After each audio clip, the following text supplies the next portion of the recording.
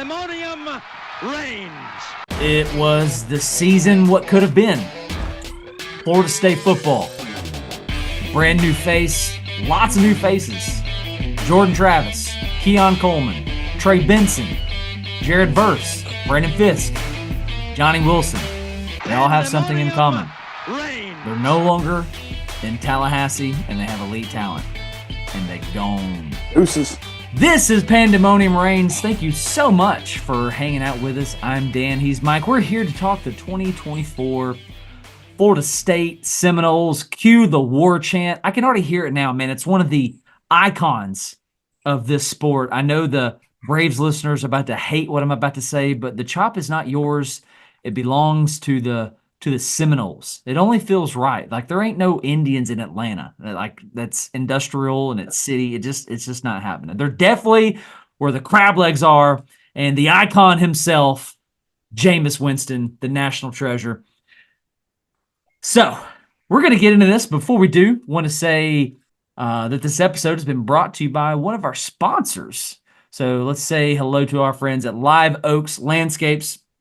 And Paul Pruitt, he does commercial and residential lawn maintenance, rental lawn maintenance, weed control and prevention, mosquito and gnat spraying and treatment, landscape design, patio installation, fire pits, paver and flagstone patios, fireplaces, retaining walls, leaf removal, irrigation installation, commercial builds.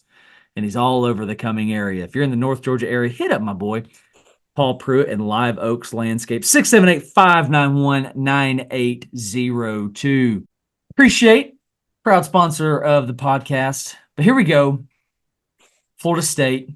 And it's a lot like Auburn, my boy, in the sense that the enemy of my enemy is my friend. So bring on the war chant, bring on the tomahawk chop, and put Florida in their grave.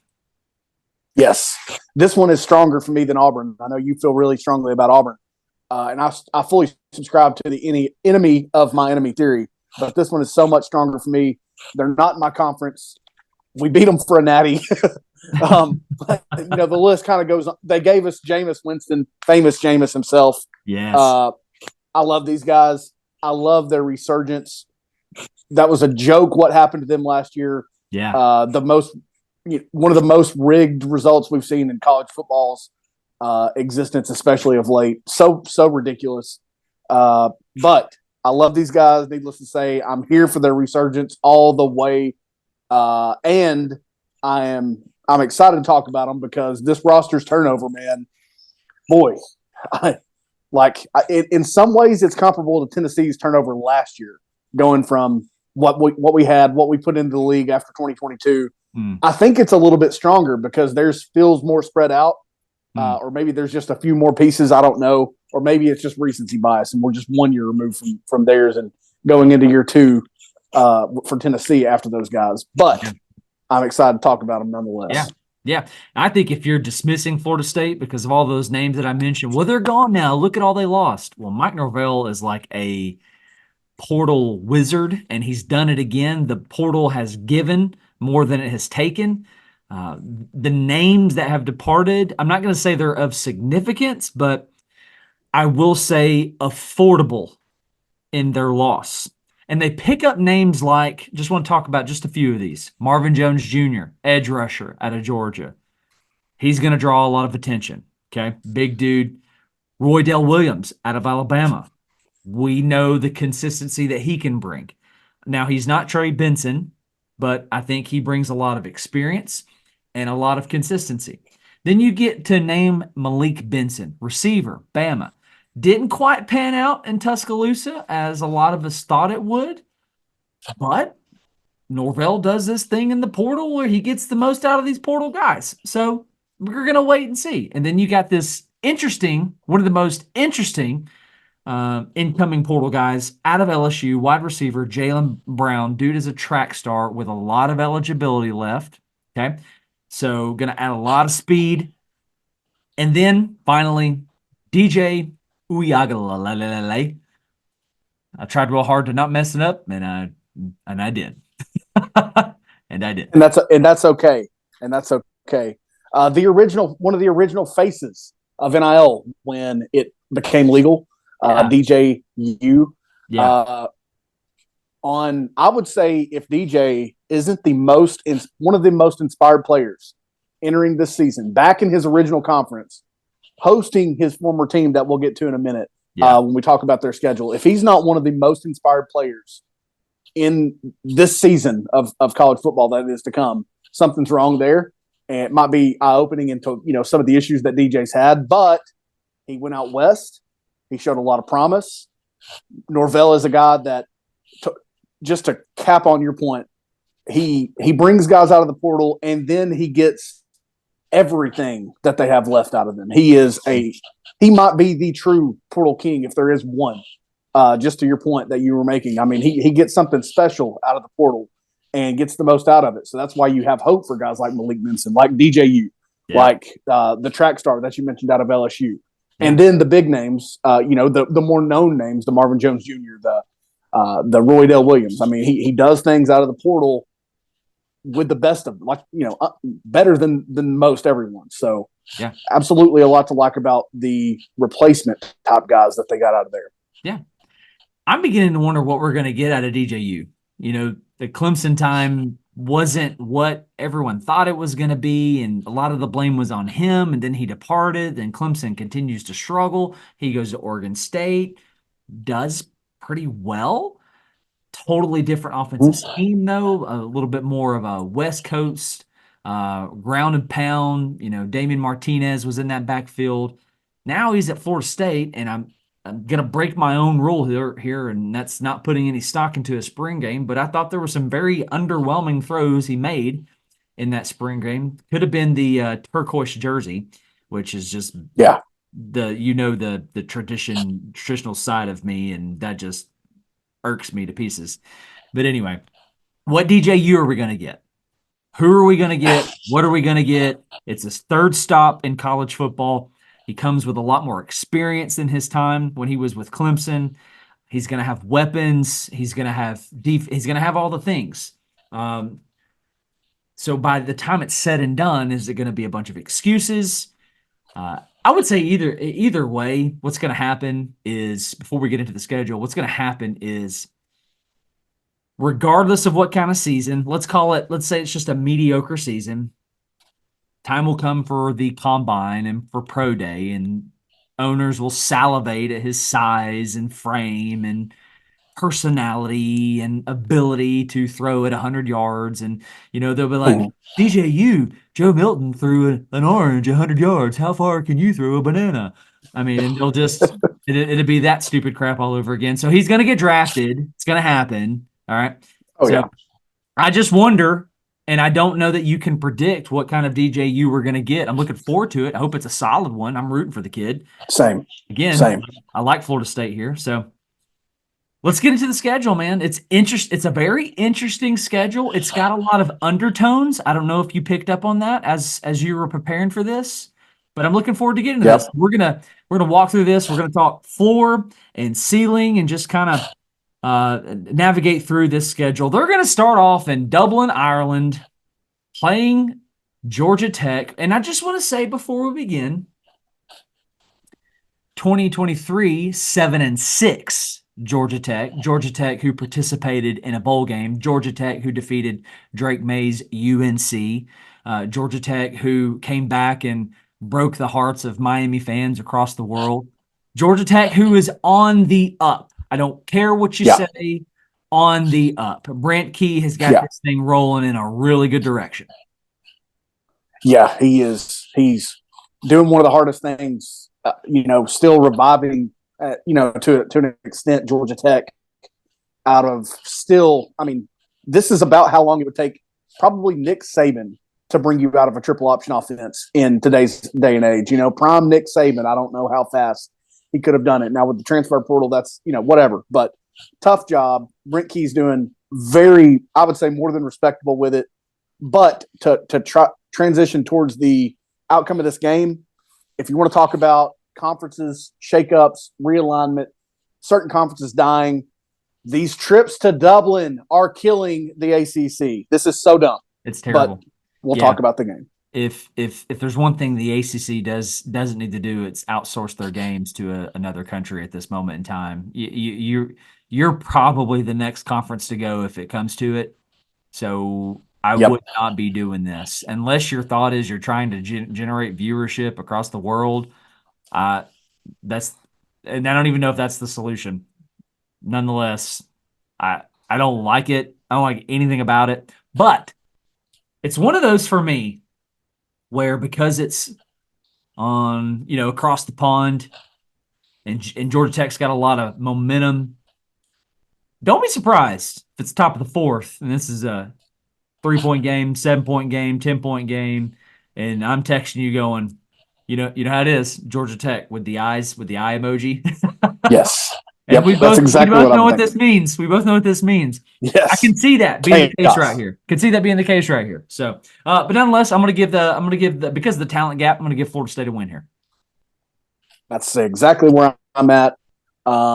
This is proof that in some games they could be played on the moon, but I'm with you. This will be probably a 3.5 quarter fight. Is 3.5 quarter fight. I would say at minimum because of what we've seen out of Georgia Tech. Who knows where teams are at week 0, especially with the distance factored in. Yeah, but talent gap, Norvell mainly, his work in the portal, all that. 1-0, go the Noles. Absolutely. It's a similar conclusion for me as you get to the Boston College game. They struggled in this game last year. Castellanos gave them an absolute fit, but it was in Boston. Now it's in Tallahassee. I don't think we're going to see a replay of what you saw in the previous season. Give me Florida State and give me Florida State big, 2-0. Yeah, it's time for them to really exercise some demons, I think, right here because of some of the struggles that Boston College can cause. Their coach, their previous coach, now the defensive coordinator for the Green Bay Packers because of the landscape of today's game. It wasn't worth it anymore. And I think that's something you could see. It'll be interesting to see Boston College, how they respond to that, knowing that was what their program is. All the same reasons, 2-0, go the Noles. Yeah, for sure. Then you get this interesting game right after a bye week where they're going to host Memphis, where Mike Norvell previously was before taking the job at Florida State. The bad news is, man, the Memphis players got to be like, oh, man, he left us, right? We're going to go get him. Yeah. The good news is I don't think there's Memphis players that knows or cares who Mike Norvell is. It's just been too long. I don't think it matters. Florida State, dub. Yeah, Florida State dub. Relatively easy, I think, even if Memphis is having one of those years where they might be the group of 5 or whatever team, you know what I mean? 3-0 Noles. For sure. And then you get to a conference game hosting the California Golden Bears. Justin Ott, I can see giving some fits to Florida State, but one guy is not going to be able to win this game for them. Florida State, big. Yeah, not over the team that Florida State is morphing into, the growth that we're seeing out of them. I'm with you. It's a dub. Yeah. Then Florida State finally takes the road outside of the Dublin, Ireland game, goes on a true road game for the first time, traveling to Dallas, Texas to take on the Southern Methodist University Fighting Mustangs. Do you know the undertone in this one? Did you pick up on this? Not as much as the Memphis one. So no, I'm going to say no. So Mike Norvell is from Irving, Texas, which is a stone throw away from Dallas. Yeah. Gotcha. Doesn't matter. Florida State. I'm with you on the whole. SMU has played some of the most electrifying football over the last 5. I don't think there's enough, even if there've been a team capable of throwing for like 600 yards a couple times in a season. I think they could do that probably, but I think that FSU is becoming the type of program to withstand that. I don't think their defense is going to be to that level. They still bring back a Fintrell Cypress, even if they're figuring out. I've seen some concerns about linebacker and some other places on defense, but I think they're too much overall here again to continue undefeated start the season before we get into some really fun matchups over the next couple. Agreed. I do think that could be another Georgia Tech situation, though, where Florida State is in Dallas and it's somewhere between it's a one-score game, top of the fourth, Yeah. something like that. But I can also see the bottom falling out on them. All right, Same. here we go. This is where it gets sticky. This is where it gets crazy, and I'm looking forward to this one. Florida State hosts Clemson. DJU faces his old team. This is going to be the headline going into this. All the conversation is going to be around DJ Uiagalelei and can he beat the old team and all that crap. There's a lot of what are my words here? You have to like Florida State because it's in Tallahassee here. Who's Clemson going to be? We talked a lot about it. In the Clemson preview, I picked Florida State to win this game. I'm going to stay there. I'm going to stick to those guns. Florida State is on a roll at this point. They're cranking out wins. You got a real shot of going undefeated in the first half of your season if you can win this game, being 6-0. I'm going to stay here on Florida State. Yeah, and I think I said the same when we previewed Clemson. I think I said, give me the Noles. And I still like them, regardless of what I said then. I like them more than I did a couple of weeks ago. I don't know exactly all the reasons why. I'm saying Florida State here. Maybe just the recency bias of Florida State's rise and Clemson's sort of decline. This should be a game where Clemson thought about it for 365 days. The way that they lost this game, the things that they've let slide over the years, especially in a game like that last year when Florida State had such a special season. You were right there with a chance to beat them, and you didn't. Yeah. All that said, I'm going to go with exactly what we're saying. Undefeated, I believe 6-0 here at this point. And Florida State wins this game at home. Yeah, I think we're going to know during this game if Florida State is on a tear, if they're still pissed off from what happened in the previous year with the playoff and all that stuff. I think Clemson's going to be the one to show us that. Agreed. This should be the one. And just like you said, it's going to be amped up as if it's DJU versus 85 guys. This is the way it's going to be talked about. 1v Clemson. You know what I mean? Yeah. But I'm with you. Both teams should be mad about both different situations. I still like Florida State, and I agree with everything you just said. Yeah. It would be neat if this game was in Clemson and, DJU's return to Clemson. Yeah. That would make for an interesting headline. It would almost be like Brett Favre returning to, Lambeau when he was a Jet or when he was a Viking. Yeah. Something like that. Anyway. Yeah. All right, so it continues to be interesting. They then travel to Duke after a bye week, so that's notable. And this game, I don't know if you caught this. This game is played on a Friday. I did, yeah. So freaking ACC, Duke, right? Yep, yeah, right. And I don't hate that move by the ACC though. I like that. You're trying to gain the viewership. You want to be the only game on TV. I don't hate that. I don't hate that. Yeah. Duke. A lot of buzz around Duke, especially when we opened up the season last year, defeating Clemson 28-7, I think. But Riley Leonard's gone. Mike Elko is gone. In is Manny Diaz, and I don't know if you saw their spring. Did you see their spring game? Did you see this? I did not. No, I didn't. They didn't actually get to play a game. It was a lot of skeleton. It was a lot of you had the front defensively, but you didn't have the front offensively. It was just there was just nothing there because they only have 4 offensive linemen. Oh my gosh. You don't recover from that, do you? I'm telling you. So why would you favor Duke in any of this stuff? And just while we're on the topic, this is another reason why the portal crap, you've got to set some boundaries on this when teams can't have a full spring game. They did a lot of one-on-ones and stuff like that, which the viewer wants to see. Like, I love that they're televising that kind of stuff now. Yeah. But if I'm Manny Diaz and it's my first year, I'm going, oh my gosh. I'm not trying to figure out who the 5th spot is. I'm trying to figure out who wants to play in the 5th spot. Yeah. And the portal's open, and you're not. And I don't think they've got this resolved yet. Dude, I'm not doing a spring game. I'm not doing any of that stuff. I'm doing a telethon in that ESPN Plus or ACC Network Plus time slot. The phone lines are open. Call us with NIL donations. Call us if you are a prospective offensive lineman. I am preaching a sermon. I'm doing something outrageous because You need to add like 8. You need to add like 8 at this point so you can have a respectable number for the shot of having a healthy offensive line at this point of the season. Yeah, it's bad. It's bad. I mean, I still have eligibility left. I should go do it. I mean, are they going to say no to me?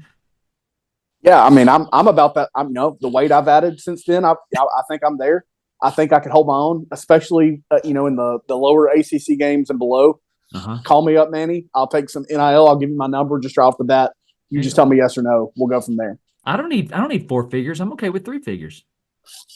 Yeah, man. And some meal plan, some healthcare. We're good. Yeah, can I get a 24/7 nutritionist?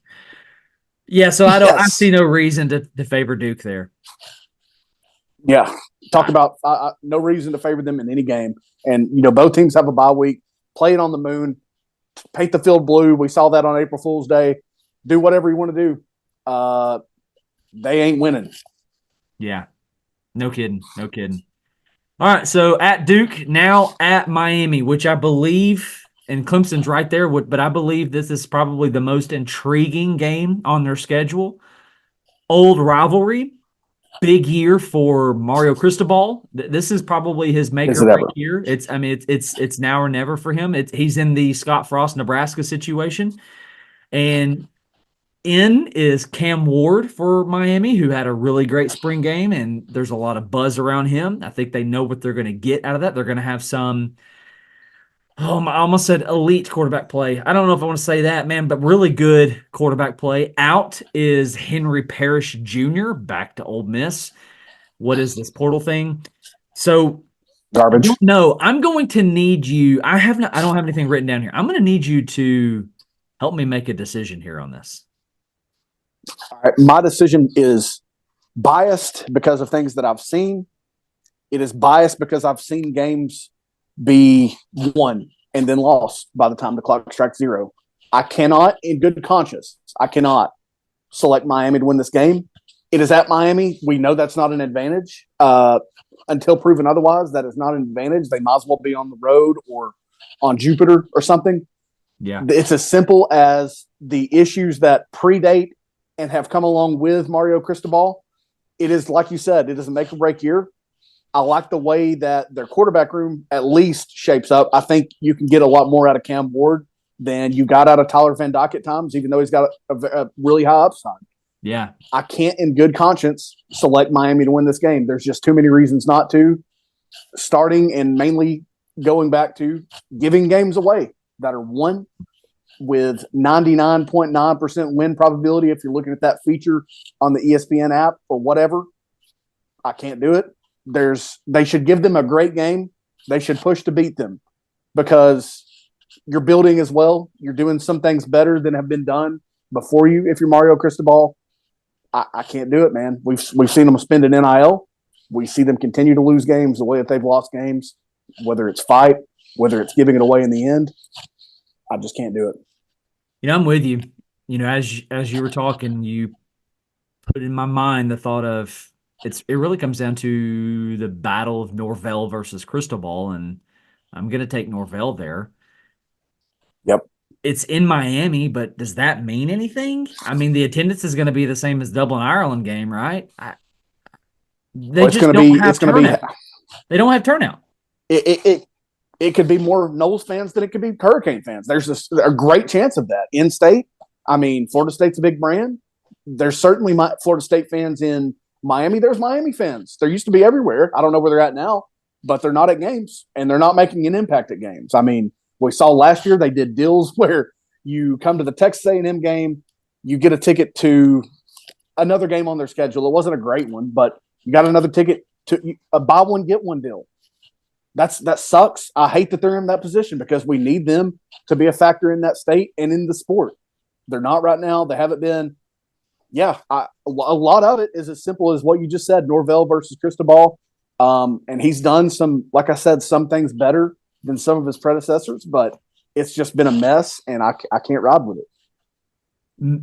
That I can only imagine that stadium having an impact if Miami goes into this game undefeated.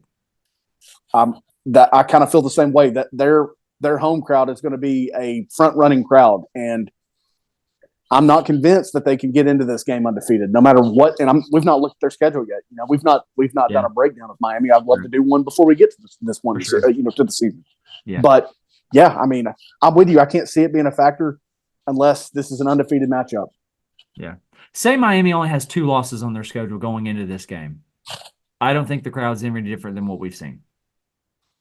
I'm with you, dude. Non-impactful. I'm with you. I'm just taking a peek right now. They go to Louisville the week before this game. I mean, Louisville's, again, talk about a program on the rise, doing some things well. Loved what they did last year, in terms of getting back on track to where they had been at times. That's tough for Miami. It's a lot tougher than coming off of Duke with what we just laid out for them. I would be shocked if Miami rolls into this game undefeated and more shocked if they beat Florida State. Yeah, I'm with you. I think you've talked me into it. It might take Cam Ward being in the Heisman conversation at this point for me. Is as of today, it might take something like that. And I'm not saying he doesn't have that potential, but it's certainly not expected here in April. Yeah, no, I'm with you. All right, and then they host, after traveling to Miami, they host a Drake Malis North Carolina squad, now led by Omarion Hampton, which if you don't know that name, Google it now because dude is a dog. I don't know if it's enough for Carolina to get this win, though. Florida State. Too many. I'm going to say this. I'm going to say more impactful losses, even if it's primarily Drake May. And North Carolina has been a minor quarterback factory with, you talk about Howell, you talk about Trubisky, Drake May. They've been a little bit of a quarterback machine, like getting guys into the league at least and playing some good college football. But it's more impactful for me, the aging Mac Brown versus what Norvell's doing right now. This was a win all the way for me, especially being at home. This was a win all the way for me. For sure. All right, then you travel to South Bend, taking on the Fighting Irish. This is the one where I felt like I could confidently put down a loss for Florida State. Riley Leonard is now QB1 in South Bend. Again, it's in South Bend. Don't get me wrong. If Florida State can pull this out with what we know about them at this point in time, I'm not surprised. But they're not, I just can't put them down as an undefeated squad. I can see them splitting this. If they lose to Miami, I can see them beating Notre Dame. I think they're going to split this. Yeah. But we talked all the reasons about why we think they're going to beat Clemson. There's a lot of reasons, and I think this is the best, the most viable location for a loss in the regular season. It's Clemson, there's a chance. Miami, there's a chance. I think Notre Dame is going to be a really tough team. We talk about, like you just said, adding Riley Leonard. They've just been opening the door, bring in the hottest quarterback, close the door, roll with it. Hartman, we saw it. I love the transformation for them post Brian Kelly. This is a true toss-up for me. I thought I was going to catch you going Florida State win here and differing from you, but I'm going to go with you. It's not great back and forth, obviously, but I'm with you, man. I think this is the best chance for a loss in the regular season, and surely what Florida State lost has to catch up with them in the loss column at some point of the season is kind of my thought. Yeah. I think they've got all, and we'll get there in a minute, but I think they've got all the potential in the world if everything goes right, health. 12-0 is on the table in the regular season. But this, to me, is their best chance for a loss. I'm going to say that they lose this game. Yeah, I'm with you. Then you turn around and host Charleston Southern. That's a win. You turn around and host Florida to end the season in the Sunshine State. For now, I'm going to take a Florida State win here. Florida did give them a little bit of a fight previously in the 23 season. But who is Florida? Allah, man, I cannot wait to talk Florida. Just too much uncertainty. I think they're going to be a little bit. I mean, a lot of people are just wiping them off. Which, if I know you might be one of those people.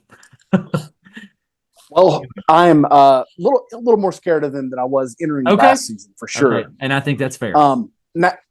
My questions for them this year have shifted more to and they had these concerns, but it's now more of the skill positions outside of quarterback.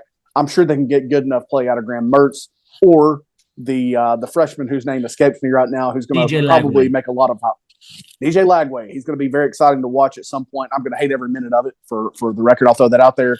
They beat them in 2023 without Jordan Travis. They're going to beat them again in 2024 without Jordan Travis, whether it's DJU having a solid senior season, super senior season, whatever this is, or someone's taking the job.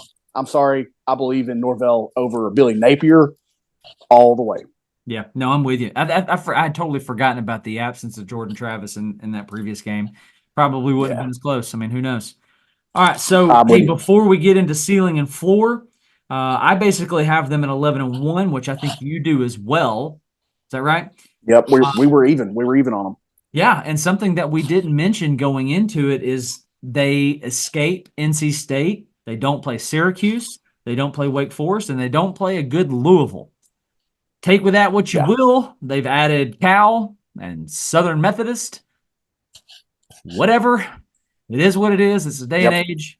Anyway, I got them 11-1. Now, I think the ceiling for these guys is an undefeated season. Man, if all things are clicking, absolutely. I mean, the schedule is favorable enough, right, for it to play into their hands. I will not be surprised of a win at Notre Dame. I think a ceiling is 12-0. I think a floor is a great floor at 9-3. You lose those games, Clemson, Miami, Notre Dame. I don't really think the other ones are in too much question. That's just me chalking up what I believe are the toss-ups and chalking them down as losses. 12-0 ceiling with a 9-3 floor. Man, I'd say that's pretty good. All day, man. Give that to me all day. I'm going to say their floor is 8-4. Now, we didn't even talk about the possibility of them losing 4 games, and we just went to the schedule. I'm factoring in if DJU takes a step back or he reverts to his old self, he gets hurt along the way. Now, we know Jordan Travis's injury was a freak one against a no-name opponent. Something bad happens. You know, the ACC is one constant of the ACC is that there's always like Boston College and Florida State last year, an upset, an almost upset, Duke over Clemson last year that we didn't see coming. Something like that happens because DJU's bad or he's hurt or he's not taking the step that we kind of expect Norvell and Florida State to provide for him. 8-4 is the floor. 12-0 is absolutely the ceiling. That's just, maybe Notre Dame's not as good as we thought they're going to be or something like that. Riley Leonard doesn't translate there. Something's off with Notre Dame or Miami, and they beat Clemson like we're expecting them to. 12-0 is on the table. I fully expect this team to be in the 12-team playoff. Oh, yeah, that was going to be my next question. Like, are they in the playoffs? But the record says that they have to. I mean, if they're going 11-1, 10-2, you can't leave them out twice, right? No way. And you were all over this a minute ago. They don't play Louisville. Wouldn't be surprised if they end up playing Louisville in the ACC championship game again or something. You know what I mean? Yeah. They're probably going to see them at some point. But yeah, that is the one break in this schedule is that they don't play Louisville or go to Louisville or anything like that. Just with the uptick that we've seen from them that I addressed a minute ago. Yeah, man, I think 11-1, 12-0. It's what I expect, even if DJU isn't, the best version of himself, whatever that is. Yeah, no, absolutely. Well, again, Florida State fans, we're rooting for you. You have the support of Tennessee fans worldwide because you hate the same people that we hate.